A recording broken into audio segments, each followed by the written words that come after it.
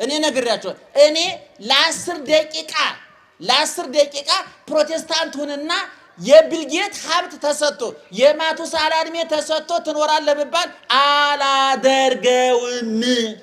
እኛ እኮ እውነቱን ለመናገር አንድ ኦርቶዶክስ ማርያም አማላጅ ናት ሲል ወደ ላይ እመቤታችን ከመጠቆም ይልቅ እጎኑ ያለውን ፕሮቴስታንት ለማበሳጨት እኮ ነው የሚመስለው።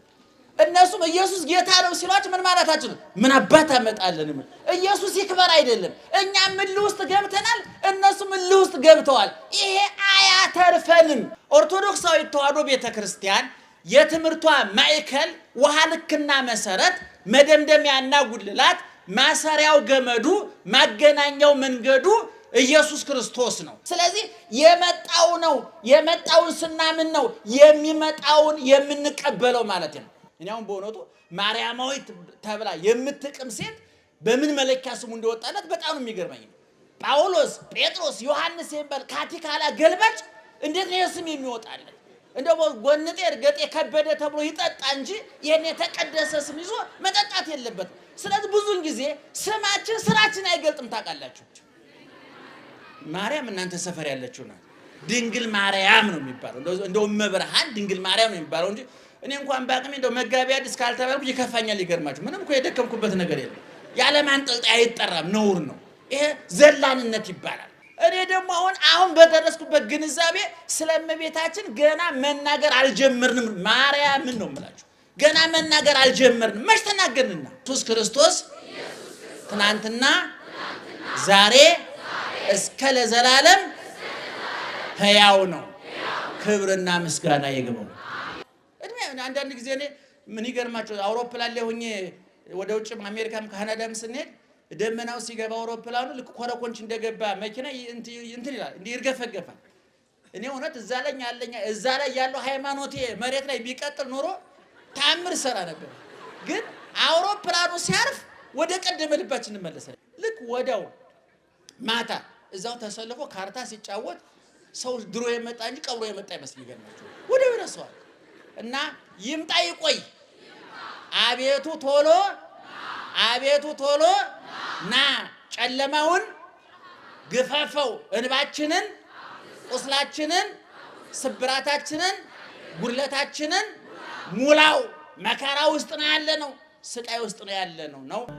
ወወልድ ወመንፈስ ቅዱስ አህዱ አምላክ አሜን። ዘሃሎ ወይሄሉ ድገሙት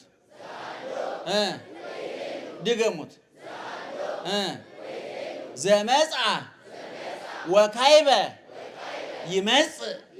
እንዴችን ብትይዙልኝ እንዴት እንደምደሰት እግዚአብሔር ምንም እናውቀዋለን። ዘሃሎ ወንዶቹ በሉ እስኪ ጮክ በሉ።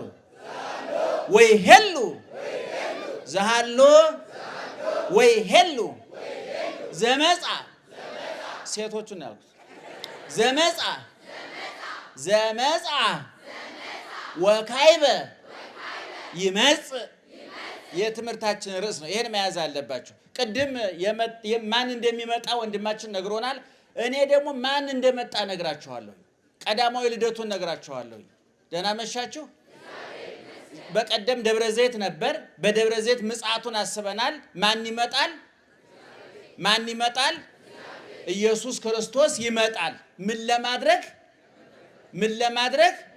የሰጠውን ለመቀበል፣ የዘራውን ለማጨድ፣ ያስተማረውን ውጤቱን ለማየት፣ ያፈሰሰው ደሙ፣ የቆረሰው ስጋው ያን ሁሉ ዋጋ የከፈለበት ከሰማይ ወደ መሬት ወደ እንስሳት በረት ከጽርሐ አርያም ወደ ማኅፀነ ማርያም ከመንበረ ጸባዖት ወደ እንስሳት በረት ከሰፊው ወደ ጠባቡ ከጨለማው ከብርሃን ወደ ጨለማው ከዘላለማዊነት ወደ ጊዜያዊነት ከምሉዕነት ወደ ውሱንነት ከሕያውነት ወደ ሟችነት መጥቶ በአጭር ቁመት በጠባብ ደረት ተወስኖ በበረት ተጥሎ በጨርቅ ተጠቅሎ ተሰዶ ተርቦ ተጠምቶ ተቸንክሮ በጥፊ ተመቶ ምራቅ ተተፍቶበት ሐሞት ኮምጣጤ ጠጥቶ በጦር ተወግቶ በጅራፍ ተገርፎ የሸዋግል ተደፍቶበት ውቅያኖስን የፈጠረ እግዚአብሔር የውሃን የፈጠረ እግዚአብሔር የመጠጣትን ስሜት ጭምር የፈጠረ እግዚአብሔር ተሙቶ ተገንዞ ተቀብሮ ተነስቶ አርጎ ዋጋ የከፈለለት የሰው ልጅ ማፍራት አለማፍራቱን የሚያይበት ውጤቱን የሚገመግምበት ወዳጆቹን የሚሸልምበት ያሳዘኑትን የሚቀጣበት ለጠላቶቹ ቅጣት ለወዳጆቹ ሽልማት ለጠላቶቹ ገሃነመ እሳትን ለወዳጆቹ መንግስተ ሰማያትን አረጋግጦ የሚያወርስበት መታሰቢያ ደብረ ዘይት ይባላል። የደብረ ዘይት ዕለት ማን ይመጣል ብለናል? ኢየሱስ ክርስቶስ ይመጣል ብለናል። ለማዳን አይደለም፣ ለመፍረድ ይመጣል፣ ለመገለጥ ይመጣል፣ በክብር ይመጣል፣ በልዕልና ይመጣል። በመላእክት አንተ ዝም በል በመላእክት ታጅቦ ይመጣል። ስለዚህ ወንድማችን ማን እንደሚመጣ ነግሯቸዋል አይደለም? ትምህርቱን ሰምታችኋል። ማን ነው ይመጣል ያላችሁ? ማን ይመጣል? ኢየሱስ።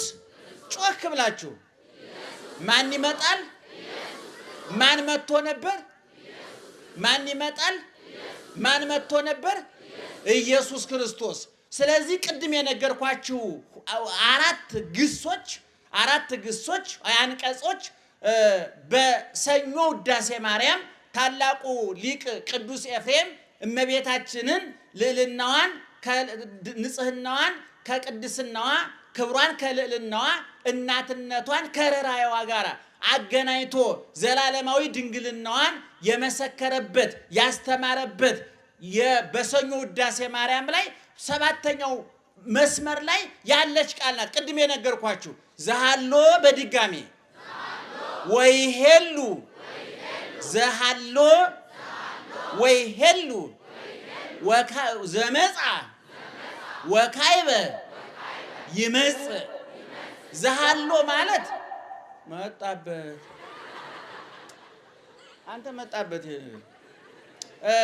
ዘሃሎ ማለት የነበረ ምን ማለት ነው አልኩኝ? ምን ግዙ ምንድን ነው? ዘሃሎ ማለት ምን ማለት ነው? የነበረ ወይሄሉ የሚኖር የነበረውና የሚኖረው ዘመጻ የመጣው ወካይበ ይመጽእ ዳግመኛ የሚመጣው እሱ ነው። ይሄን ነው የምንማረው። የነበረው ያለው የመጣው ዳግመኛ የሚመጣው። በዚህ ውስጥ ስለ ኢየሱስ ክርስቶስ ነው የምንማረው። ኦርቶዶክሳዊ ተዋሕዶ ቤተክርስቲያን የትምህርቷ ማዕከል ውሃ ልክና መሰረት መደምደሚያና ጉልላት ማሰሪያው ገመዱ ማገናኛው መንገዱ ኢየሱስ ክርስቶስ ነው። ኢየሱስ ማለት መድኃኒት፣ ክርስቶስ ማለት ንጉሥ ነው። ሁልጊዜ እንደምንናገረው የኢየሱስ ክርስቶስ ስሞች አራት ነገርን ይገልጣሉ። ምእመናን አራት ነገርን ይገልጣሉ። አንደኛ የባህሪውን ርቀት፣ ሁለተኛ የክብሩን ምጥቀት፣ ሶስተኛ የፍቅሩን ጥልቀት፣ አራተኛ የሥራውን ብዛት ይገልጣሉ። ምኑ ነው ይህን የሚገልጠው? አቤት ስሙ ማለት ነው። አንደኛ የባህሪውን ረቂቅነት ይነግረናል። ሁለተኛ የክብሩን ምጡቅነት ይነግረናል። ሶስተኛ የፍቅሩን ጥልቀት ይነግረናል። አራተኛ የሥራውን ብዛት ይነግረናል። ስለዚህ ኢየሱስ ክርስቶስ ብዙ ስሞች ናቸው ያሉት፣ በጣም ብዙ ስሞች ናቸው። የግብርም የባህሪም ስሞች አሉት፣ የሥራም የክብርም ስሞች አሉት። ስሙ ሕይወት ነው፣ መድኃኒት ነው። ይሄ ስም ሰማይን ምድርን ያንቀጠቀጠ ስም ነው። ይሄ ስም አጋንንትን የቀጠቀጠ ስም ነው። ይሄ ስም አለቱን ተራራውን ኮረብታውን ያቀለጠ ስም ነው። ይሄ ስም ለሐዋርያት እስር ቤትን የፈታ ሰንሰለቱን የቆረጠ ስም ነው። ይሄ ስም ለዕውራን ብርሃን ነው፣ ለአንካሶች እግር ነው፣ ለሚያለቅሱ እንባቸው ለሚፈስ መሐረብ ነው፣ ለተሰበሩ ምርኩዝ ነው፣ ወንዝ ለሚሻገሩ መርከብ ነው፣ ለሚሰደዱ ስንቅ ነው። ዘላለማዊ ስም ነው። ድሮ አዲስ ነበር፣ ዛሬም አዲስ ነው፣ ለዘላለም አዲስ ነው። ትናንት ፈዋሽ ነበር፣ ዛሬም ይፈውሳል፣ ለዘላለም ሲፈውስ ይኖራል። እንዲያውም አንድ ጥንታዊ ባለቅኔ ምን ብሎ ተቀኘ መሰላችሁ? የምን ቅኔ ታመጣብናለህ አትበሉ፣ የትን እናገረው። እንግዲህ ምእመናን እንግዲህ መቼም ዘፈን ጭፈራ ቤት ሄደን አናወራው፣ እናንተ በግድ ትሰሙናላችሁ። እና ቅኔውን ልበለውና ልተርጉምላችሁ እስኪ። አንድ ጥንት የነበረ ከዛሬ 100 ዓመት በፊት የነበረ የቅኔ ሊቅ ስለ ስም እንዲህ አለ። ቦ ህሱ ስመ ተጸውዖ አለ። ውሸት የሆነ የመጠሪያ ስም አለ አለ። መቼም ለዚህ እስኪ እያንዳንዳችሁ ለራሳችሁ ስማችሁን ንገሩት። እስኪ እዚህ ውስጥ ያላችሁ ስማችሁ ለራሳችሁ ንገሩ። አንቺም አንተም እሱም እስኪ ለራሳችሁ ስማችሁን ጥሩትና ስራችሁን አስታውሱ። ስማችሁን ጥሩና ስማችሁን እኔ ከዚህ በፊትም ተናግሬያለሁ። እኔ አሁን በእውነቱ ማርያማዊት ተብላ የምትቅም ሴት በምን መለኪያ ስሙ እንደወጣለት በጣም ነው የሚገርመኝ። ጳውሎስ፣ ጴጥሮስ፣ ዮሐንስ የሚባል ካቲካላ ገልባጭ እንዴት ነው ስም የሚወጣለት? እንደው ጎንጤ እርገጤ ከበደ ተብሎ ይጠጣ እንጂ ይሄን የተቀደሰ ስም ይዞ መጠጣት የለበትም። ስለዚህ ብዙውን ጊዜ ስማችን ስራችን አይገልጥም። ታውቃላችሁ እንደ መድኃኒት የምትባል እኮ ዘወትር ካልጋ የምትነሳ በሽተኛ ልትሆን ትችላለች። ብርሃኑ እንደው ቤተ ክህነት ይባላል። አይነ ስውሩን መላከ ብርሃን ይሉታል አሉ አንድ ሊቅ ሲናገሩ። በጥባጩን ሰውዬ መላከ ሰላም የሰላም አለቃ ማለት እኮ ነው። ሰውዬ በጥባጭ የሆነ አለቃ ስሙ ማን ነው? መላከ ሰላም ነው አለ። ስሙና እንትኑ አብሮ አይሄድም። እና ባለቅኔው ሲናገር ምን አለ? ቦህሱ ስመ ተጸውዖ አለ። በውሸት የወጣ የመጠሪያ ስም አለ አለ። አሁን ይሄን ልነግራችሁ የፈለኩት የኢየሱስ ክርስቶስ ስም ከስራው ከባህሪው ጋር የተገናኘ መሆኑን ለማገናኘት ነው። በመጽሐፍ ቅዱስ እንደውም ምእመናን ኢየሱስ ክርስቶስ እግዚአብሔር ያወጣቸው ስሞች ወይም አባቶቻችን ያወጡት የነበረው ስም ጊዜውን ያመለክታል፣ ቦታውን ያመለክታል፣ ሁኔታውን ያመለክታል። ለምሳሌ ያዕቆብ ዮሴፍ ወንድሞቹ ሸጡት፣ ለግብፃውያን ሸጡት። በተሸጠበት ሀገር ከፍተኛ ክብር ማገኘ፣ የመጨረሻው መከራም ተቀበለ። ከብሮ ተንቆ ጠግቦ ተርቦ አልቅሶ ስቆ ብዙ መከራ አሳለፈ። ስለዚህ አንድ ወለደ። የመጀመሪያ ልጁን ምን ብሎ ጠራው? ምናሴ አለው። ማን አለው? ምናሴ አለው። ምናሴ ማለት ምን ማለት መሰላችሁ? በግዕዝ መርስዔ ሐዘን ማለት ነው። በአማርኛ ደግሞ ማስረሻ ማለት ነው። መከራዬን ሁሉ አስረሳኸኝ፣ ወንድሞቼ ከዱኝ፣ ከተወለድኩበት ሀገር ሸሸውኝ፣ እናቴ ሞተችብኝ፣ ከአባቴ ተለየው፣ ተሽጬ በባርነት ማቀቅኩ፣ ተሰቃየው። ያ ሁሉ መከራ አለፈና እግዚአብሔር ዘሬን ባርኮ የባለቤቴን ማህፀን ባርኮ ልጅ ሰጠኝ አለና ልጁን ማን አለው? ምናሴ አለው። ምን ማለት ነው ብያችኋለሁ? ማስረሻ ማለት ነው። ሁለተኛውን ደግሞ ኤፍሬም አለው። አበዛኝ ማለት ነው። ሰምታችሁኛል? ማን አለው ስሙን? ኤፍሬም። እንግዲህ እዚህ ውስጥ ያላችሁ በእውነት ስማችሁን በደንብ ገምግሙ እስቲ። ስም መለወጥ ከባድ ነው፣ ፍርድ ቤት ያንከራትታል። ቢያንስ ግን ስራችሁን ብትለውጡ፣ እውነቴን ነው የምላችሁ። እንደው ስማችንና ስራችን አብሮ የማይሄድ በተለይ የኛ ዘመን እኔ ድሮ ሰዎች ስም ብዙ አይጨንቃቸውም ነበር፣ እንደፈለጉ ያወጡ ነበር። በአሁኑ ዘመን መጽሐፍ ቅዱስ ውስጥ ያሉ ስሞች በጠቅላላ መጠሪያ ሆነው አልቀዋል። ይገርማቸዋል። አዲስ ስም እንደው እየደወሉ መጋቢ አዲስ እንደው አዲስ ስም ብታወጡልኝ ይላሉ። አዲስ ስም አይደለም ቁም ነገሩ። አንተ ስሙ ከወጣ በኋላ ካረከስከው ታሰድበዋል እንጂ አታስከብረው። አንተ ተጣጥረ ካስከበርከው ግን ማርያም የሚለውን ስም እኮ ማን አስከበረው? ድንግል ማርያም አስከበረችው አይደለም? ከፍ አድርጋ ሰቀለችው እኮ። እንደው ሰዎች በድፍረት ማርያማዊት እያሉ ይጠሩበታል እንጂ ይሄ ድፍረት ይባላል እውነቱን ለመናገር። እና ያ ሊቁ ሲናገር ምን አለ? ወደ ቅኔው ልመልሳችሁና ቦህሱ ስመ ተጸውዖ አለ። የውሸት የሆነ የመጠሪያ ስም አለ አለና ሁለት ነገሮችን ጠቀሰ። እስማቦ የውሃ እናት ታውቃላችሁ? የውሃ እናት የት ነው ያለው? ምን ታክላለች? ስሙኒ ታክላለች? እማታውቅ ከሆነ ግድ የለም ተውት። ምን ታክላለች? ስሙኒ ነው የምታክለው። ከስሙኒ በታች ናት። ኧረ ስሟ ምንድን ነው? አቤት ማን ነው ያስገኛት? አቤት ማን ነው ያስገኛት? ስለዚህ ስሟ ምን መባል ነበረበት? የውሃ ልጅ መባል ነበረባት። እሷ ግን ምንድን ነው የምትባለው? የውሃ እናት። የተበላሸ ስም ነው አለ ባለቅኔው። ልክ አይደለም ይሄ። የውሃ ልጅ እንጂ መባል የነበረባት የውሃ እናት መባል የነበረ። ውሃ በሌለበት የውሃ እናት ትኖራለች? እሺ የውሃ እናት በሌለችበት ውሃ ይኖራል?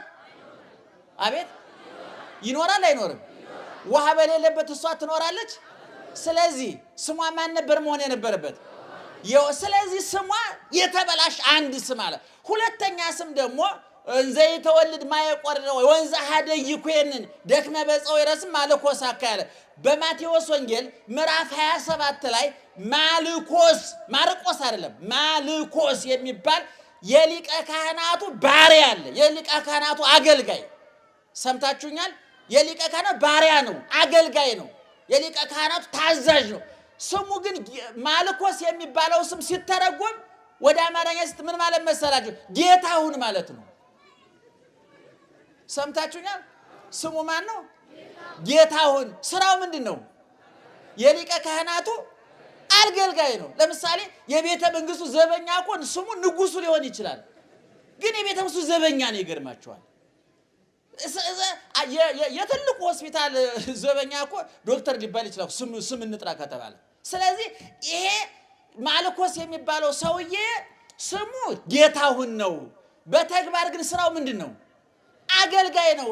እንደ ስሙ ቢሆን ጌታሁን መባል ነበረበት? እንደ ስሟ የውሃናት መባል ነበረበት? አልነበረባትም አለ። የተበላሸ ስም ነው አለ። ስለዚህ ስም ስራን መግለጥ አለበት፣ ባህሪን መግለጥ አለበት፣ ክብርን መግለጥ አለበት፣ ማንነትን ማሳየት አለበት አለ። አሁን የሀገራችን ስሞች አንድ ስም ሲጠራ የየትኛው ብሔር የየትኛው ክፍለ ሀገር ሰው እንደሆነ ድሮ ይታወቅ ነበር አይደለም? አሁን የመጽሐፍ ቅዱስ ስሞች ወጡ። በነገራችን ላይ ምዕመናን የመጽሐፍ ቅዱስ በጣም ጥሩ ቢሆንም ግዴታ ግን አይደለም። ይሄን ልናስረግጥላችሁ እንወዳለን። ባህላዊ ስሞች አሉ። እነዛ ስሞች መረሳት የለባቸውም።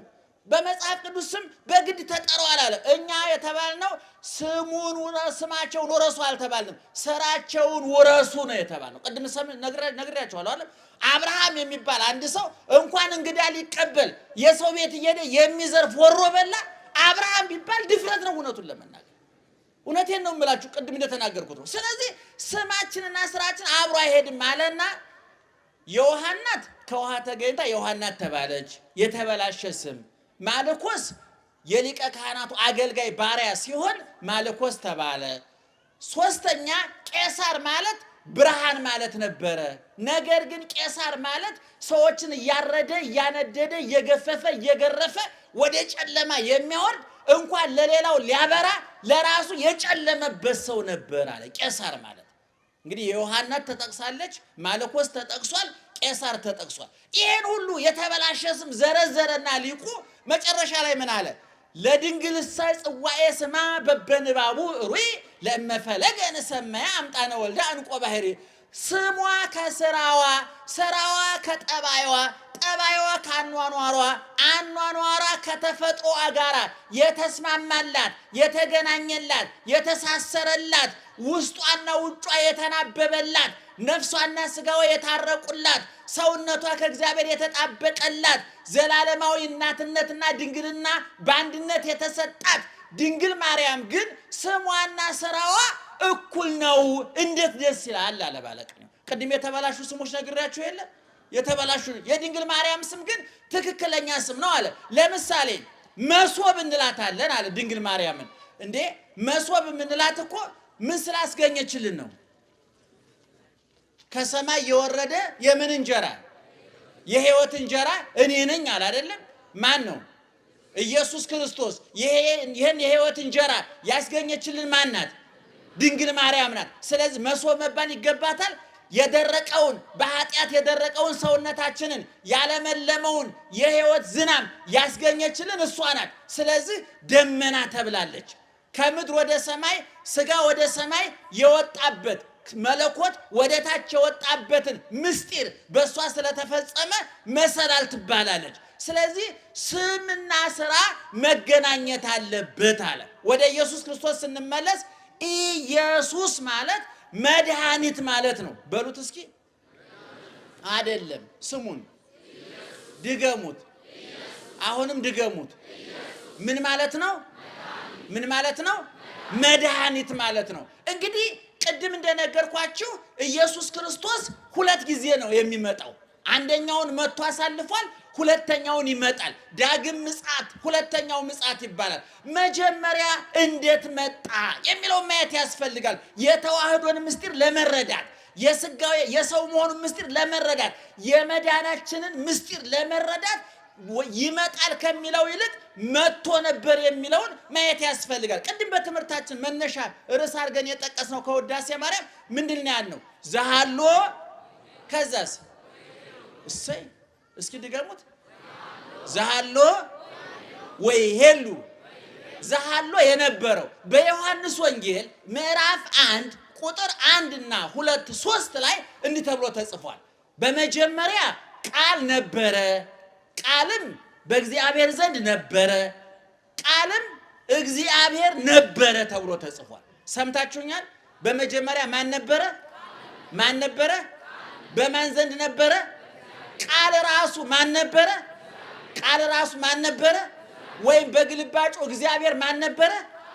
አቤት ቃል እግዚአብሔር ማን ነው? ቃል ማን ነው? ቃል ማን ነው? ገልብጡት። ቃል ማን ነው? እግዚአብሔር ማን ነው?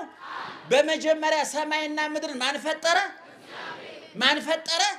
እግዚአብሔር። ቃል ማን ነው? ስለዚህ ሰማይና ምድር የፈጠረው እግዚአብሔር ወይም ማን ነው? ወይም ቃል ነው የፈጠረው። ሁሉ በሱ ሆነ፣ ያለሱ ምንም የሆነ የለም ማለት። በመጀመሪያ ማን ነበረ? ቃል ነበረ። ቃል በማን ዘንድ ነበረ? በእግዚአብሔር ዘንድ ነበር። ቃል ራሱ ማን ነበረ? ሰማይና ምድር ማን ፈጠረ? ወይም ቃል። ሁሉ በሱ ያለሱ ምንም የሆነ የለም። አምላክ ነው ማለት ነው። እንግዲህ ምእመናን ይህን ስን ምን ማለታችን ነው? በመጀመሪያ ሰማይና ምድር የፈጠረ፣ በሰዶም በገሞራ እሳት ያዘነመ፣ በኖህ ጊዜ ፍል ውሃ ያዘነመ፣ የኢያሪኮን ግንብ ያፈረሰ፣ ፈርዖንን ከነሰራዊቱ በኤርትራ ባህር ያሰጠመ፣ ለእስራኤል መና ከደመና እያወረደ 40 ዓመት የመገበ፣ ውሃ ካለት ያፈለቀ፣ እነ ዳንኤልን ከተራበ አንበሳ አፍ ያዳነ፣ እነ አናንያ እነ አዛርያ እነ ሚሳኤልን ከእሳት ያዳነ፣ በኤልያስ አድሮ ሰማዩን 3 ዓመት ከ6 ወር የዘጋ፣ በኤልያስ አድሮ የዮርዳኖስን ወንዝ የከፈለ፣ በኤልያስ አድሮ 1 ሙት በኤልሳ አድሮ 2 ሙት ያስነሳ፣ በብሉይ ኪዳን ኃያልነቱን፣ ረቂቅነቱን፣ ዘላለማዊነቱን፣ ንጉስነቱን፣ ገዥነቱን፣ አምላክነቱን የመሰከርንለት እግዚአብሔር ወይም ማን ነው? በደም ንገሩኝ። እግዚአብሔር ወይም ማን ነው? በጣም ጥሩ። ሁሉ በሱ ምን ሆነ? ያለሱ እሺ። ወውእቱ ቃል ሥጋ ሆነ፣ ያም ቃል ሥጋ ሆነ በሉት። ያም ቃል ምን ሆነ? ያ ቃል መቼ ነበረ? በመቼ ነበረ? በመጀመሪያ። በማን ዘንድ? ራሱ ማን ነበረ? ራሱ ማን ነበረ? ቃል እግዚአብሔር። እግዚአብሔር ማን ነበረ? ቃል። ያም ቃል ምን ሆነ? ያም ቃል ምን ሆነ? ወይም በሌላ ቋንቋ በቃል ቦታ ማንን ማስገባት እንችላለን? አቤት በደንብ ንገሩኝ። ማንን ማለት እንችላለን? ቃልን። ቃል ሥጋ ሆነ አልን አይደለም? ቃልን እናውጣውና በምን እንተካው? በማን? በውዳሴ በዘወትር ጸሎታችን ላይ ስንጸልይ እመቤታችን ቅድስት ማርያም ሆይ በመልአኩ በቅዱስ ገብርኤል ሰላምታ ሰላም እንልሻለን፣ በሐሳብሽ ድንግል ነሽ፣ በሥጋሽም ድንግል ነሽ ካልን በኋላስ የአሸናፊ የማን እናት? የእግዚአብሔር እናት። እግዚአብሔርን ቅድም ማን ብለነዋል? ቃልን ማን ብለነዋል? ስለዚህ እመቤታችን የማን እናት ናት? የማን እናት ናት? እኔ ብዙ ወንድሞች እህቶቻችን እኔ ጋር ብዙ የሚግባቡ የሌላ እምነት ተከታይ ወንድሞች በጣም የምወዳቸው የማከብራቸው በየቦታው። በነገራችን ላይ ምእመናን እኔ ዘወትር ደጋግሜ በየሚዲያው እናገራለሁ። ሃይማኖት ሌላ ነው፣ ማህበራዊ ኑሮ ሌላ ነው። ከጎረቤት ካለው ከፕሮቴስታንቱ፣ ከሙስሊሙ፣ ከካቶሊኩ ጋር ተግባብተህ ተስማምተህ ተደማምጠህ የመኖር ግዴታ አለብህ። ገበያው የጋራ ነው፣ ፖለቲካው የጋራ ነው፣ ኢኮኖሚው የጋራ ነው፣ አውቶቡሱ ታክሲው የጋራ ነው፣ ሁሉ ነገር የጋራ ነው። ሃይማኖት የግል ነው። እነሱም በእኛ ጣልቃ መግባት የለባቸውም፣ እኛም በእነሱ ጣልቃ መግባት የለብንም። በጣም አዝናለሁኝ። አሁን በየማህበራዊ ሚዲያው ላይ እልህ ተያይዘን እንዴ! እኛ እኮ እውነቱን ለመናገር አንድ ኦርቶዶክስ ማርያም አማላጅ ናት ሲል ወደ ላይ እመቤታችን ከመጠቆም ይልቅ እጎኑ ያለውን ፕሮቴስታንት ለማበሳጨት እኮ ነው የሚመስለው። እነሱም ኢየሱስ ጌታ ነው ሲሏችሁ ምን ማለታችሁ ነው? ምን አባት አመጣለን? ኢየሱስ ይክበር አይደለም። እኛም እልህ ውስጥ ገብተናል፣ እነሱም እልህ ውስጥ ገብተዋል። ይሄ አያተርፈንም። ምናልባት ፕሮቴስታንት እህት ወንድሞቼ ካላችሁ ከልህ ውጡ፣ ከልህ እንውጣ። እናንተም ባጥራችሁ ውስጥ እኛም ባጥራችን ውስጥ በሚያገናኙን ነገሮች ደግሞ እንገናኛለን። እናንተ ሰዎች ናችሁ፣ እኛም ሰዎች ነን። እናንተም ኢትዮጵያውያን ናችሁ፣ እኛም ኢትዮጵያውያን ነን። እናንተም ትሞታላችሁ፣ እኛም እንሞታለን። እናንተም ትሞሸራላችሁ፣ እኛም እንሞሸራለን። በብዙ ነገር እንገናኛለን። ነገር ግን የኢትዮጵያ ፖለቲከኞች የሐሳብ ድርቅ የመታቸው ስለሆኑ በሐሳብ መከራከር ስለማይችሉ በየሃይማኖቱ በየብሔሩ መልከስከስ ይወዳሉ። እውነቴን ነው የምላችሁ። ስለዚህ ሃይማኖት ራሱ ነው የቻለው። እኔ ብዙ ፕሮቴስታንት ፓስተር ወዳጆች አሉ፣ ብዙ ፕሮቴስታንት እህቶች ወንድሞች ወዳጆች፣ ብዙ ሙስሊም ወዳጆች አሉ። በማተቤ ግን አልደራደርም። እኔ ነግሬያቸዋለሁ። እኔ ለ10 ደቂቃ ፕሮቴስታንት ሁንና የቢልጌት ሀብት ተሰጥቶ የማቱሳላ እድሜ ተሰጥቶ ትኖራለህ ብባል አላደርገውም። እኔ ማርያምን ነው የምላችሁ።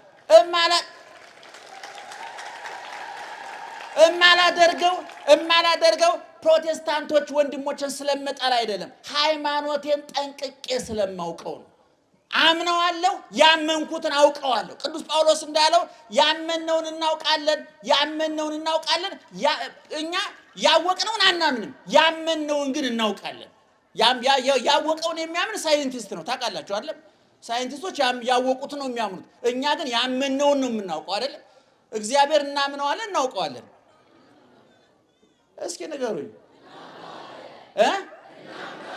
እንኳን እግዚአብሔር ገብረ እግዚአብሔር በደንብ አናውቀውም። የሚገርማችሁ ነገር አንዳንድ እህቶቻችን ባል እናገባለን ብሎ ሲያጠኑ የኔ እህት እውነቱን ለማን የሰው ልብ ከማግኘት እዚህ ወረድ ብሎ ነዳጅ መቆፈር ይቀላል። አታገኙትም። እህቶቻችን እየተጠናናን ነው እያላችሁ ጊዜያችሁን አታባክኑ። ምክንያቱም ሰው ድብቅ ፍጥረት በፍጹም እስካሁን ማጥናት ያልተቻለው የሰው ልጅ ነው። የሰው ልጅ ጨረቃን አጥንቷል፣ ወደ ማርስ የሆነ ፕላስቲክ ነገር ልኳል፣ ነዳጁን ቆፍሮ አውጥቷል። የሱን ልብ ግን ቆፍሮ ማውጣት አልተቻለም። ስለዚህ ማንን አያውቀውም። እንኳን እግዚአብሔር ራሳችን እንኳን አናውቀውም። እግዚአብሔርን እናውቀዋለን፣ እናምነዋለን። አቤት ስላመንነው ግን ምን እናደርገዋለን? እናውቀዋለን። ስላመንነው ነው የምናውቀው። ሳይንቲስቶች ግን ያወቁትን ነው የሚያምኑት። ፈላስፎች የማያውቁትን ነገር አይቀበሉም። እኛ ግን የምናምነውን እናውቀዋለን። አይደለም ቅድም እንደተናገርኩት። ለዚህ ነው በዕብራውያን 11:6 ላይ ወዘእንበለ ተአምኖሰ ኢይትከሀል ያስምርዎ ለእግዚአብሔር አለ። ያለ እምነት እግዚአብሔር ማስደሰት አይቻልም ማለት። በማቴዎስ ወንጌል ምዕራፍ 11 ከቁጥር 27 ላይ ደግሞ እንዲህ ተብሎ ተጻፈ፣ ወአልቦ ዘየአምሮ ለአብ ዘእንበለ ወልድ፣ ከወልድ በስተቀር አብን የሚያውቀው የለም። ወአልቦ ዘየአምሮ ለወልድ ዘእንበለ አብ፣ ወልድንም ከአብ በስተቀር የሚያውቀው የለም ማለት። እንግዲህ እኛም እናውቀዋለን ብለናል አይደለም?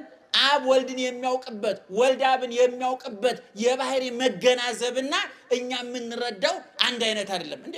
እንኳን እግዚአብሔርን እውነቱን ለመናገር ምእመናን የምንውጠውን ኪኒን እናውቀዋለን እንዴ? ታውቁታላችሁ? ዶክተሩ እኮ የሆነ ወረቀት ጽፎ ይሰጣችኋል አይደለም? ለፋርማሲ ወይ ክሊኒክ ሄዳችሁ እንድትገዙ ታነቡታላችሁ? አይነበብም። ማን ነው የሚያነበው? እናንተ ምናልባት ዶክተሩ እኮ እንደው እግዚአብሔርን ስለሚፈራ እንደው ነው እንጂ ይሄን ሰውዬ ግደለው ብሎ ቢጽፍላችሁ እኮ የምታውቁት ነገር እኮ የለም። ያን ማን ነው የሚያነበው? ፋርማሲስቱ ነው አይደለም? ያነብና ይሄን ጧት 2 ማታ 2 ዋጥ። ከምን ተመረተ? ማን አመረተው? የምናውቀው ነገር የለም። ዝም ብለን እንቅመዋለን በእምነት። እንግዲህ ፈረንጅ የሰራውን ነገር በእምነት የዋጥን ሰዎች እንዴት የፈጠረን በእምነት መቀበል ያቀተናል ወገኖች? እንዴት በእውነቱ ልብሳችን አውልቀን ታፋችንን ሰተን መርፌ እንወጋ የለ እንዴ? መርፌ ውስጥ መርዝ ብንወጋስ የምናውቀው ነገር አለ? መርፌውን አምነን የተወጋን ሰዎች እንደ ስጋዬን የበላ ደሜን የጠጣ የዘላለም ሕይወት አለው ብሎ ብሉኝ ጠጡኝ ብሎ ራሱን ቀርቶ ያጠጣ ራሱን ቆርሶ ያጎረሰ ራሱ ግብዣ ራሱ ጋባዥ ሆኖ የቀረበውን እግዚአብሔር እንዴት አናምነው ወገኖቻችን? ስለዚህ እኔ እምነቴን አውቀዋለሁ ስል ለምሳሌ እዚህ ውስጥ ወንዶቹ በስንት ቀናችሁ ክርስትና ተነሳችሁ? ሴቶቹ እናቶቻችን እናንተን በ40 ቀናችሁ በ80 ቀናችሁ ክርስትና ሲያስነሷችሁ እናቶቻችን 40 80 ከሚለው ቁጥር ውጪ የሚያውቁት ነገር አለ ያለ የኔ እናት እኔም በ40 ቀኔ ወደ ቤተክርስቲያን ወስዳ ክርስትና ስታስነሳኝ 40 ቁጥር ብቻ ነው የምታውቀው። አባቴም እንዲሁ ነው፣ አያቴም እንዲሁ ነው። ወደ ኋላ 7 ትውልድ ቢቆጠር ወንዶቹ ቤተሰቦች በ40 ቀናቸው የተነሱት መጽሐፍ ቅዱስ ምን ይላል የሚለውን አያውቁትም። ነገር ግን እኔ እናቴ በየዋህነት የሰጠችኝን በኋላ በስዬ እግዚአብሔር ፈቅዶልኝ ጉባኤ ቤት ውዬ ምስጢር አደላድዬ መጻሕፍትን ሳገላብጥ ሊቃውንትን ስጠይቅ ግን እናቴ ለካ በየዋህነት ያደረገችው መጽሐፍ ቅዱስ ውስጥ የተጻፈውን ነገር ነው። ኦሪት ዘሌዋውያን ምዕራፍ 12 ላይ እግዚአብሔር ለሙሴ እንዲህ አለው ይላል፣ ወንድ ልጅ በተወለደ በስንት ቀኑ ሴት ልጅ በተወለደ በስንት ቀኗ በ80 ቀኗ ወደ እግዚአብሔር ቤት ይምጡ። ይህን ተውት፣ የብሉይ ኪዳን ነው እንበል። በሉቃስ ወንጌል ምዕራፍ 2 ቁጥር 22 ጀምራችሁ አንውት። እመቤታችን ክርስቶስን ወልዳለች። ክርስቶስ ወንድ ነው ሴት? እንዴ እናንተ ጉዶች! ወንድ ነው ሴት? ድገሙት ድገሙት። ስለዚህ እናቱ ማናት? ማርያም አይደለች። ማርያም እናንተ ሰፈር ያለችው ናት። ድንግል ማርያም ነው የሚባለው። እንደው እመብርሃን ድንግል ማርያም ነው የሚባለው እንጂ እኔ እንኳን በአቅሜ እንደው መጋቢ አዲስ ካልተባልኩ ይከፋኛል። ይገርማችሁ ምንም እኮ የደከምኩበት ነገር የለም። ያለ ማንጠልጠያ አይጠራም፣ ነውር ነው። ይሄ ዘላንነት ይባላል፣ ድፍረት ነው። እውነቱን ለምን ጳውሎስ አይባልም፣ ቅዱስ ጳውሎስ ነው ይባለው። ነዷል፣ ታርዷል፣ ተገፏል፣ ተገርፏል፣ ተርቧል፣ ተጠምቷል። ሲያንሰው ነው። ሌላም ነገር እንደው እሱ እንደተናገረው ሲያንሰው ነው። ለድንግል ማርያም እመቤታችን አንዳንድ ሰዎች የሚጽፉ ሰዎች አነባለሁ አንዳንድ ጊዜ እንደው በቤተ ክርስቲያን እንደ እመቤታችን ምስጋና በዝቷል የሚሉ ያልበላቸውን የሚያኩ ሰዎች አሉ። ይገርማቸዋል። እኔ ደግሞ አሁን በደረስኩበት ግንዛቤ ስለ እመቤታችን ገና መናገር አልጀመርንም። ማርያምን ነው የምላችሁ። ገና መናገር አልጀመርንም። መች ተናገርንና ምን ተጻፈን ምን ተነገረና እንኳን ስለሷ እውነቱን ለመረለ ሌሎች ቅዱሳንም ገና ተነግሮ አልተጨረሰላቸው እና ምን እያልኳችሁ ነበር? አቤት ክርስትና በእመቤታችን ማንን ወለደች? ወንድ ነው። ክርስቶስ ምንድን ነው? ስለዚህ ወደ ቤተ መቅደስ የሄደበት በስንት ቀኑ ነው? በ40 ቀኑ። በሉቃስ ወንጌል ምዕራፍ 2 ቁጥር 22 ላይ እመቤታችን ክርስቶስን ይዛ ወደ ቤተ መቅደስ በስንት ቀኑ ሄደች? በ40 ቀኗ።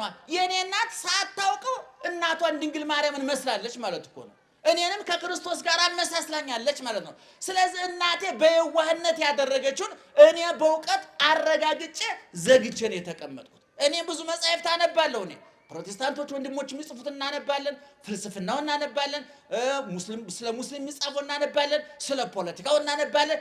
ያ ለጠቅላላ እውቀት እምነታችንን አሽገን አስቀምጠናት አትነካካ።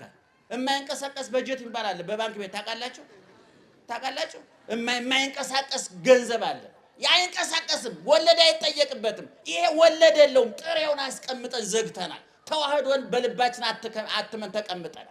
ለጠቅላላ እውቀት ቅድም እንዳልኳችሁ ነው። የሶቅራጥስ የሚነበባል፣ የኦሾም የሚነበባል። ያ በዚህ ገብቶ በዚህ የሚወጣ ያኛው ግን በዚህ ገብቶ ወደዚህ የሚገባ ነው። ሃይማኖት ከደም ጋር የሚዋሃድ ነው እና ቅድም እንደነገርኳችሁ ኢየሱስ ክርስቶስ በመጀመሪያ ለፈለኩ ያሸናፊ የማንናት ቃል ምን ሆነ ብለናል?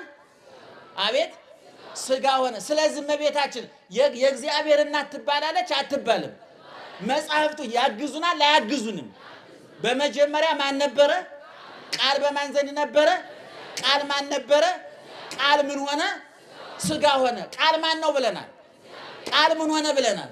ወይም ደግሞ በቃል ቦታ ማንን ማስገባት እንችላለን? ስጋ ሆነ ማለት ከማን ተወለደ ማለት ነው? በገላትያ 4 ቁጥር 4 ላይ ወአመ በጽሐ እድሜሁ ፈነወ ወልዶ ወተወልደ እምብእሲት የቀጠሮ ዘመን የፍጻሜው ዘመን በደረሰ ጊዜ አንደኛ ልጁን ላከ፣ ከሕግ በታች ከሴት ተወለደ ይላል። ቃል ስጋ ሆነ ማለት ነው። ስለዚህ የመጣውን ስናምን ነው የሚመጣውን የምንቀበለው ማለት ነው። አታውቃላችሁ ክርስቶስ አሁን ይመጣል፣ በክብር ይመጣል። በመጻሕፍት በማቴዎስ ወንጌል ምዕራፍ 24 ላይ በደንብ ተጽፏል። በፊት ሲመጣ ማንም አያውቅም። እመቤታችን ብቻ ናት የምታውቀው። ቅዱስ ገብርኤል ብቻ ነው የሚያውቀው። የተወለደው በቆሻሻ በረት ነው። የተጠቀለለው በጨርቅ ነው። የተወለደው በረከሰ ቦታ፣ በቆሸሸ ቦታ፣ ለኑሮ በማይመች ቦታ ነው። ወዳው ተወልዶ ወደ ስደት ነው የገባው። ርቦታል፣ ጠምቶታል፣ በርዶታል፣ ሰግዷል፣ ፈርቷል፣ ጸልዮአል፣ ጾሟል፣ ተሰቅሏል፣ ሙቷል፣ ተገንዟል፣ ተቀብሯል፣ ተነስቷል፣ አርጓል። እስከዚህ የመጣው ነው። ወካይበ ይመጽእ ዳግመኛ ግን ምን ይሆናል ብለናል? ይመጣል። በሐዋርያት ሥራ ምዕራፍ 1 ቁጥር 8 ላይ መላእክት ኢየሱስ ክርስቶስ ሲያርግ ሐዋርያት እንዲህ ያዩት ነበር ይላል። እያዩት ነው ያረገው፣ ምትሃት አይደለም። ወይም ደግሞ የማይታይ የምናብ ሰይጣን ነው ምትሃታዊ። ክርስቶስ ምትሃት አይደለም። ይዳሰሳል፣ ይጨበጣል። ዮሐንስ በመልእክቱ እንደነገረን በዓይኖቻችን አይተነዋል፣ በጆሮአችን ሰምተነዋል፣ በእጆቻችን ዳሰነዋል። አይነ ስውራኑ ዳሰውታል፣ ለምጻሞቹ ዳሰውታል። ደም ሲፈሳት የነበረችው ሴት ልብሱን ዳሳ ተፈውሳለች። አልዓዛር ናውጣ ብሎ ሲያስነሳ እየታየ በዓይን እየታየ በጆሮ እየተሰማ በእጅ እየተዳሰሰ ነው። ስለዚህ ሐዋርያት ክርስቶስ ሲያርግ ይመለከቱ ነበር እና መላእክት ነጭ ልብስ ለብሰው ሁለት መላእክት ተገለጡላቸውና እናንተ የገሊላ ሰዎች ምን አቁሟቸዋል? ሲያርግ እንዳያችሁት እንዲሁ ይመጣል። ሰምታችሁኛል? ሲያርግ ምን እንዳላችሁት እንዳያችሁ እንዲሁ ምን ይሆናል? ይመጣል። አርጓል የኛ ጌታ። አሁን በክብር ነው ያለው የኛ ጌታ። ረሃብን ድል ነስቷል፣ ሞትን ድል ነስቷል፣ መቃብርን ድል ነስቷል። የተሰበረውን ጠግኗል፣ የጎደለውን ሞልቷል፣ የሞተውን ሕይወት ሰጥቷል፣ የጥላቻውን ግድግዳ ንዷል፣ የለያየንን መጋረጃ ቀዷል። እኛን ልጆቹ አድርጎናል፣ የመንግስተ ሰማያት ዜጎች አድርጎናል።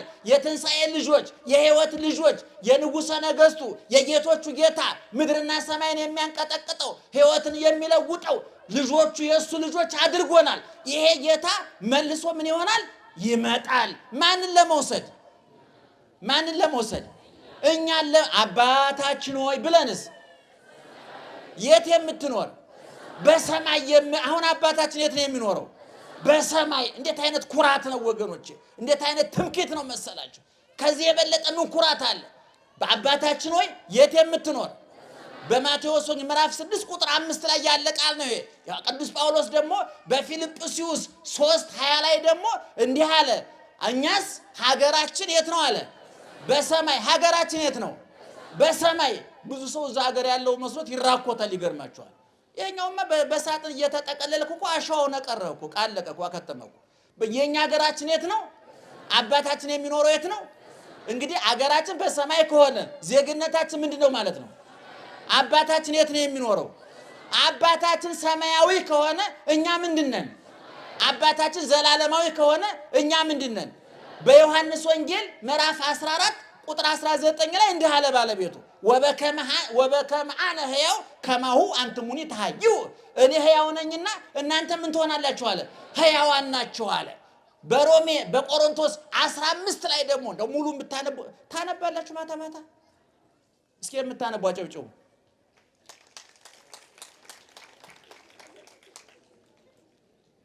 የምታነቡ ማለት ወረቀት እየገለጣችሁ መጽሐፍ የምታነቡ ማለት ነው። ተጨማሪ ማብራሪያ ታነባላችሁ። አንብቡ ምእመናን፣ አንብቡ። ባልና ሚስት ማታ አልጋችሁ ላይ ጎን ለጎን ተኝታችሁ ወንበር ላይ ቁጭ ብላችሁ መጽሐፍ ቅዱስ አንብቡ። እንደው ዝም ብላችሁ ጤፉ ስንት ገባ በርበሬ ስንት ገባ ብላችሁ ትዳራችሁ ይፈታል አይደለም፣ አብዳችሁ ሆስፒታል ትገባላችሁ። ማርያምን ነው ኑሯችሁን አታስቡ፣ እርሱት። እሱም እየረሳ ነው እኛ የምንርሰው። እውነቱን ለምን አስበን ፍሬ ልንበጥስ እውነቱን ለመናገር። ስለዚህ ብዙ ሰው እንቅልፍ እምቢ አለኝ እያለ ኪኒን ይቅማል፣ ሌላ በሽታ ነው የምሸምተው። ከመጽሐፍ ቅዱስ አንዲት ምዕራፍ ብትውጥ እፎይ ብለህ ተኝተህ ታድራለህ። ጌታ በነገራችን ላይ ስንተኛ የሚተኛው ምናችን ነው?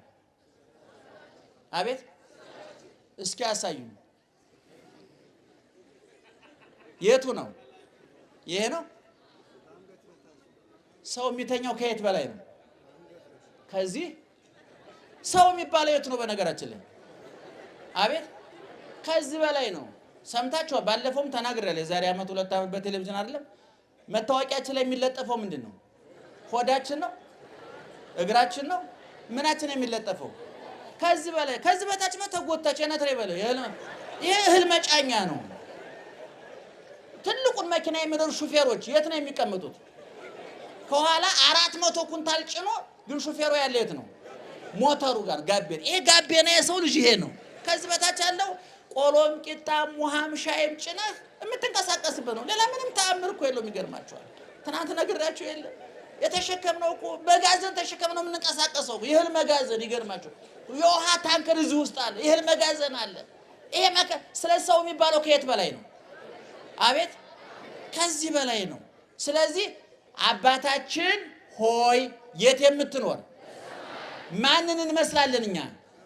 አባታችንን። ሐዋርያው ቅዱስ ጳውሎስ ወበከመ ለበስነ አምሳሊሁ ለመሬታዊ ከማሁ ሐለወነ ንልበስ አምሳሊሁ ለሰማያዊ።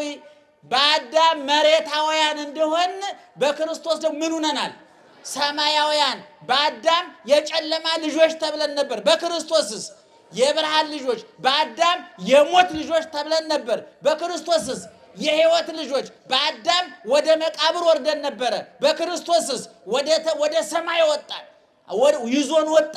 አርገ ከማያረብ ቡርገ ተጻርቃን ከፍ ብሎ ከፍ አደረገን። በዮሐንስ ወንጌል ምዕራፍ 12 ቁጥር 31 ላይ እምከመተላ አልኩ ምድር እስህብ ኩሎ ሀቤ ወደ ሰማይ ከፍ ከፍ ባልኩ ጊዜ ሁሉን ምን አደርጋለሁ አለ?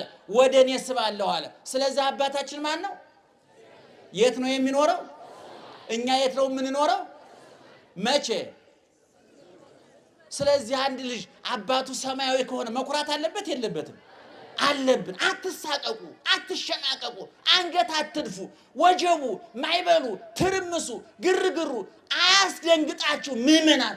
አባታችን በወጀብና በአውሎ ነፋስ ውስጥ ምን አለው? መንገድ አለው። መንገድ አለው። ማይበሉን ጸጥ ያደርገዋል፣ ነፋሱን ይገስጸዋል። ይሄ ውር ውር የሚለውን ሁሉ ጥግ ያስይዘዋል እግዚአብሔር። መቼ? እሱ በወሰነ ጊዜ፣ እሱ በፈቀደ ጊዜ። እንዴ እንኳን በእውነት እንኳን በሰማይ አባት ያለው ልጅ አሜሪካ አባት ያለው ልጅ ወሬ ያስወራል እንዴ? እውነቱን ለምን አሁን እዚህ ውስጥ እንደው እጮኛ እንደው አዲስ አበባና አሜሪካ ያላችሁ ሴቶች ስታወሩ እኩል ነው የምታወሩት? እኩል እኮ አናወራም አይደል? አሜሪካ ያለው ምናልባት ሰውየው እኮ አሜሪካ ሌላ እኮ ሴት ጋር ሆኖ ይሆናል እኮ፣ ምንም ማረጋገጫ የለም። የኛ አባት ግን ትናንትም አባታችን ነበር፣ አሁንም አባታችን ነው፣ ለዘላለም አባታችን ነው። መስቀል ላይ አባትነቱን ደግሞ ቆስሎ አሳይቷል። ዳቦ ሳይሆን ስጋውን አብልቶ አሳይቷል። ወተት ሳይሆን ደሙን አጠጥቶ አሳይቷል። ተራቁቶ አልብሶን አሳይቷል። ተጠምቶ አርክቶን አሳይቷል። መስቀል ላይ ተቸንክሮ ከኃጢአት ችንካር ፈቶን አሳይቷል። ስለዚህ ምእመናን የሚመጣው ማን ነው? የሚመጣው ማን ነው? ኢየሱስ ክርስቶስ መጥቶ ነበር አይደለም? መጥቶ ነበረ። ዳግመኛ ምን ይሆናል? ማንን ለመውሰድ? የዘራውን ለማጨድ። የዘራውን በዚህ በማቴዎስ ወንጌል በነገራችን ላይ ነገ ጧት ቅዳሴ እዚህ በጊዜ ቅዳሴውን አጠናቀቅ ትምህርት ይኖረናል። የምንማረው ወንጌል የነገው ገብርኄር ይባላል። ወንጌሉን ነግራችኋለሁ አንብባችሁ እንድትመጡ። የማቴዎስ ወንጌል ምዕራፍ 25 ከቁጥር 14 እስከ 31 ድረስ ሰምታችሁኛል? ምንድን ያልኳችሁ? ጻፉት። የማቴዎስ ምዕራፍ 25 ከቁጥር 14 እስከ 31 ማታ ቤታቸው አንብቡና ነገ ጧት የምንማረው እሱ ነው። እና እዛም ላይ ክርስቶስ ይመጣል። ክርስቶስ ይመጣል፣ በዙፋኑ ይቀመጣል፣ መላእክት ዙሪያውን ያጅቡታል። አሁን በክብር ዙፋኑ የሚቀመጠው ጻድቃን በቀኙ ኃጥአን በግራው ይቆማሉ። ያን ጊዜ የድንግል ማርያም ልጅ በበረት በጨርቅ ተጠቅሎ ያየነው፣ ሲራብ ያየነው፣ ሲጠማ ያየነው፣ ሲሰደድ ያየነው፣ ሲገረፍ ያየነው፣ ሲቸነከር ያየነው፣ በጥፊ ሲመታ ያየነው፣ ቆስሎ ያየነው፣ የሾህ ተደፍቶበት ያየነው፣ ተጠማው ሲል ያየነው፣ ሲገነዝ ያየነው፣ ሲቀበር ያየነው፣ ሲነሳ ያየነው፣ ሲያርግ ያየነው። አሁን ዳግመኛ ይመጣና በበረት ሳይሆን በዙፋኑ ይገለጣል። በጨርቅ ሊጠቀለል ሳይሆን በባህሪ ክብሩ ተጠቅልሎ ይመጣል። አሁን በበረት እንስሳት አህያና ላም በበረት ነበሩ አይደለም? አሁን ሲመጣ ግን በቅዱሳን መላእክት ታጅቦ ይመጣል፣ በክብር ይገለጣል። እኛ ልጆቹ አብረን እንገለጣለን፣ እንከብራለን፣ እንነግሳለን፣ እንገናለን። ያን ጊዜ አይነ ስውር የለም፣ ያን ጊዜ አንካሳ የለም፣ ያን ጊዜ ተርቦ ጠግቦ መሰቃየት የለም። የሚሾም የሚሻር የለም። ጨለማ ብርሃን የለም። ቀንና ሌሊት የለም። የሚያለቅስም የሚስቅም የለም። ያ የእግዚአብሔር ዓለም ነው። ንጉሱ ማን ነው? እግዚአብሔር ነው። እዛ የኢኮኖሚ ቀውስ፣ የፖለቲካ ቀውስ፣ መገፋፋት፣ መበዳደል፣ አሰዳጅ ተሰዳጅ፣ አሳሪ ታሳሪ፣ ገዳይ ሟች፣ በዳይ ተበዳይ የለም። ሿሚ ሻሪ የለም። እዛ ሁሉ እኩል ይሆናል። ማን ስለሚነግስ? እግዚአብሔር ስለሚነግስ ብቻ አይደለም። እኛም ከሱ ጋር ምን እንሆናለን? እንነግሳለን። የንጉሱ ልጆች ነን። እኛ የንጉሱ ልጆች አልጋ ወራሾች ነን። ምእመናን እሱ ጋር እንነግሳለን። ዋመ ይነግሶሙ ለጻድቃኒሁ፣ ለጻድቃን በመስቀል ላይ ነግሶላቸው ነበረ። አሁንም በሰማይ መልሶ ይነግስላቸዋል። ስምህ ይቀደስ ካልን በኋላ ምንድን ነው የምንለው? አቤት የማን መንግስት? የእግዚአብሔር መንግስት፣ የማትለወጠው መንግስት፣ መፈንቅለ መንግስት የማያሰጋት መንግስት፣ በምርጫ የማትሸነፈው መንግስት፣ የማትናወጠው መንግስት፣ ውጣ ወረድ የሌለባት መንግስት ትመጣለች። በዛ መንግስት ሁላችን ባለስልጣኖች፣ በዛ ዴታ የለም፣ ሁሉ ሚኒስትር ነው። የሚገርማችሁ ነገር ሁላችን ሹማምንት ነን። ሁላችን እነግሳለን። ደስ አይልም? አሁን እዚህ እኔ አይነ ስውር ነኝ። ለምሳሌ አሁን ጨለማ መከራ ነው። ቀኑና ሌሊቱ ተደበላልቆ ዳገብተናል። ግን እግዚአብሔር ይመስገን ክርስቶስ ሲመጣ ሁላችሁም አይነ ስውራን ናችሁ። አይናማ ሬሳ አለ። ወደ መቃብር ሲሆን ሁሉም አይነ ስውር ነው አይደለም? ሲነሳስ ሁሉ ባለ ብርሃን ነው። ሁሉ ባለ እግር ነው። ሁሉ ጤነኛ ነው። ተስተካክሎ ይነሳልና እንግዲህ ቅድም እንደተናገርነው የዛሃሎ የነበረው በመጀመሪያ ቃል ነበረ ብላል። ወይሄሉ በዓለም ላይ ያለው ዘመጻ ስጋ ለብሶ እንደኛ ባጭር ቁመት በጠባብ ደረት ተወስኖ የመጣው ወካይበ ይመጽእ ዳግመኛ ምን ይሆናል ብለናል? ይመጣል። ቶሎ ይምጣ ይቆይ? እስኪ ንገሩኝ። እውነቴን ነው የምላችሁ። ቶሎ ይምጣ ይቆይ? እስኪ ወንዶቹ ንገሩኝ። ይምጣ? ኧረ ልበ ሙሉነት። ሴቶቹስ ይምጣ? እኔም እንደዛው ነው የምለው። እኔ ይምጣ የምለው ተዘጋጅቻለሁ አይደለም። ቢያንስ ከተጨማሪ ኃጢአት ያድነናል። ምክንያቱም እድሜም ቢሰጠን ያው ነው። እድሜ አንዳንድ ጊዜ እኔ ምን ይገርማቸው አውሮፕላን ላይ ሆኜ ወደ ውጭ አሜሪካም ካናዳም ስንሄድ ደመናው ሲገባ አውሮፕላኑ ልክ ኮረኮንች እንደገባ መኪና እንትን ይላል፣ እንዲህ ይርገፈገፋል። እኔ እውነት እዛ ላይ ያለው ሃይማኖቴ መሬት ላይ ቢቀጥል ኖሮ ታምር ሰራ ነበር። ግን አውሮፕላኑ ሲያርፍ ወደ ቀደመ ልባችን እንመለሳለን። ይገርማቸው እዛ ላይ ጸሎቱ እንደው በቃ መንፈሳዊነታችን ይገርማቸው። እኔ ያቺ ሃይማኖት መሬት ላይ ብትቀጥል ኖሮ ይህ አውሮፕላን የተሳፈረ ሁሉ ክንፍ አውጥቶ ነበር። ግን ይገርማ ሰው ገና እንደወረደ ነው ተንኮል የሚጀምረው። አሁን ሰው የሞተ ሰው ምን አላያችሁ? ሰው የሞተ ሰው ሁሉም ደረቱን ይመታል፣ ያዝናል። ንፍሮውን ሲበላ እያዘነ የተቀቀለ ንፍሮ መከራውን ልክ ወዳው ማታ እዛው ተሰልፎ ካርታ ሲጫወት ሰው ድሮ የመጣ እንጂ ቀብሮ የመጣ ይመስል ይገርማችሁ ወደ ወረሰዋል። እና ይምጣ ይቆይ? አቤቱ ቶሎ ና፣ ጨለማውን ግፈፈው፣ እንባችንን፣ ቁስላችንን፣ ስብራታችንን፣ ጉድለታችንን ሙላው። መከራ ውስጥ ነው ያለነው፣ ስቃይ ውስጥ ነው ያለነው ነው። እንግዲህ የመከረን ያስተማረን የአባቶቻችን ክብርና ምስጋና ይግባው። ዛሎ እሺ በሉሽ እንደው በአብይ ጾም እንኳን ጭብጨባ የለም ከጀመራችሁ ዘንድ ብዬ ነው በእውነቱ። ዛሎ ወይ ሄሉ ዘመጻ ወካይበ ይመጽእ የነበረው ያለው የመጣው የሚመጣው ጌታችን ንጉሳችን ተስፋችን ብርሃናችን ኢየሱስ ክርስቶስ ነው።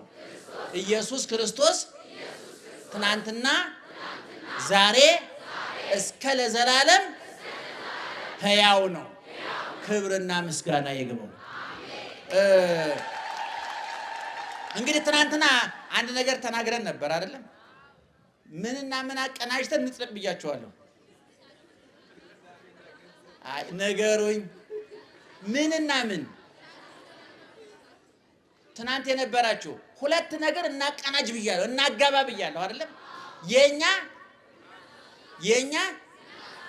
የኛ ከኛ ግንዛቤ ከናንተስ ከኛ ምን ከናንተ ከኛ ምስጢር ከናንተ ብር ከኛ ግንዛቤ ከናንተ ገንዘብ እናዋጣና አብረን ጥቁር ውሃ አይደለም የምንገናኘው፣ እኛ ገነት ነው የምንገናኘው። ጥቁር ውሃማ በባጃጅ ምን ሄዳለን ምን ወጣን። ገንዘብ እኛ ማስተማር መንገር ነው የኛ ስራ። ለምሳሌ ስለ ጦርነት ታውቃላችሁ አይደለም? ጋዜጠኛ ይዋጋል፣ ግን ስለ ጦርነቱ ሲያወራ የሚያምርበት ማን ነው? የተዋጋው ማን ነው? እንግዲህ ለወታደሩ ልብ ለጋዜጠኛው ምላስ ተሰጥቶት ልብና ምላስ ተዋህደው አገር ያቆማሉ። አያችሁ እንግዲህ እኛ አንደበት አለ፣ የእናንተ ኪስና የኛ ነፍስ ተናበው እንጽደቅ ነውና በእውነት ቤተክርስቲያኑ የእመቤታችን ነው። እኛ እሷ የዘላለም ቤታችን እንዲሰራ መሰረት ሆናለች፣ ምክንያት ሆናለች። በእውነት ከበረት ጀምራ እስከ ግብጽ፣ ከግብጽ ጀምራ እስከ ቀራኔዮ ያን ሁሉ መከራ ዓለሙን ወክላ እኛ ሁልጊዜም እንደምንለው በሰማይ ላለችው ለእግዚአብሔር መንግስት አምባሳደራችን ወኪላችን እሷ ናት። ይሄን ማመን ያስፈልጋል ምእመናን። በእውነት ክርስቶስ አዳኜ ነው፣ ክርስቶስ ጌታዬ ነው፣ ክርስቶስ ሙቶልኛል፣ እጆቹን እግሮቹን ተቸንክሮልኛል፣ ከዘላለም ሞት አድኖኛል ብሎ እናቱን የማይቀበል ሰው ቆም ብሎ መገምገም አለበት። እመቤታችን የህይወታችን መሰረት እንድጣል በሰማይ እግዚአብሔር በምድር እሷ ናቸው የተስማሙት የተገናኙት። ታውቃለህ ጠለቅ ጥልቅ ምስጢሩ ነገ እንነጋገርበታል። ስለዚህ የእሷን ቤት ነው የምንሰራው ምእመናን። ነገር ግን የሚሰራ ሰው መጀመሪያ ምን መሆን አለበት? መሰራት አለበት። ድግስ የምትደግሱ ሰዎች አሳላፊ ስትመድቡ መጀመሪያ አሳላፊዎችን አጥግቧቸው። ብዙ ችግር ብዙ ድግስ ጥሩ ድግስ ይደግሱና ብዙ ሀብታሞች አሳላፊዎች ሀብተኞች ሆነ ድግሱ ይበላሻል። ወጥ በወጥ ቁጥር አለቀም እያሉ እየተሳቀቁ ድግሱን ያበላሻል። ስለዚህ መጀመሪያ እናንተ ብሉ። ማንን እንብላ? ክርስቶስን። ማንን እንጠጣ? ክርስቶስን። ማንን እንልበስ? ክርስቶስን። ማንን እንያዝ? ክርስቶስን። እሱን ከያዝን በኋላ በሱ ከተሰራን በኋላ ቤቷን እንሰራለንና እንግዲህ ቅድም እንደተነገረው ትናንት ነግረናቸዋል። ትንሽ ይዛችሁኑ ብለናል። እንግዲህ ይሄን መጎትጎት የለባቸውም። እንደው ልመና አይደለም እንድትጸድቁን ጽደቁ ነው። እንግዲህ በትንሽ ነገር መንግስተ ሰማያት ግቡ ነው። አሁን ይሄን ብር ሰጣቸው እኮ አሜሪካ ኤምባሲ እንኳን አያስገባም እኮ እውነቱን ለመናገር ግን ገነት ግቡ ነው ያልናችሁ እኮ አይደለም? ኢየሱስ ክርስቶስ እኮ በቀዝቃዛ ውሃ ገነት ግቡ አለ። እሱ ነው ያለው፣ እኛ እሸቱ አይደለም ያለው። በማቴዎስ ወንጌል ምዕራፍ 10 ቁጥር 42 ላይ በደቀ መዝሙር ስም ቀዝቃዛ ውሃ ያጠጣ የት ይገባል አለ? ገነት ይገባል። ሰማያዊ ዋጋ ይሰጠዋል። ራሱ ባለቤቱ እሸቱ አይደለም ያለ። በቃ አንድ ብርጭቆ ውሃ ሰተ ገነት ገባል። እንደው እውነቱን ለመናገር አንድ ብርጭቆ ውሃ ሰታችሁ እዚህ እንደው ወይ ሴንትራል ወይ ኃይሌ ማድረግ ትችላላችሁ? አንድ ክፍል የቀበሌ ቤት በአንድ ብርጭቆ ውሃ ይገዛል? አይገዛም። በአንድ ብርጭቆ ውሃ ገነት ይገባል። ዋናው ዋጋ ቀራኔው ስለተከፈለ ነው። ርካሽ ስለሆነ እንዳይመስል፣ ዋናውን ዋጋ ባለቤቱ ስለከፈለልህ እንጂ ቦታው ርካሽ ስለሆነ አይደለምና ገንዘባችሁን አምጡ። ዛሬም ያላችሁ ስጡ፣ ነገም ጧት መስጠት ትችላላችሁ፣ ነገ ማታም ትሰጣላችሁ። የመከረን ያስተማረን የአባቶቻችን አምላክ ክብርና ምስጋና ይግባው። ወንጌሉ ማን ነው ብያችኋለሁ? የነገው አቤት ወንጌሉ ስንት ምዕራፍ ቁጥር ከ14 እስከ ስንት? እሱን አንብባችሁኑ ነገ እጥር ምጥን ያለች አናንዛዛባችሁ። አይዞህ እሁድ ቶሎ ሰው ከምግብ ጋር መገናኘት አለበትና ከ30 ከ25 ደቂቃ ያልበለጠ አጭር ትምህርት እናስተምራችኋለን። ነገ ጧት እንገናኝ። እግዚአብሔር ከእናንተ ጋር ይሁን።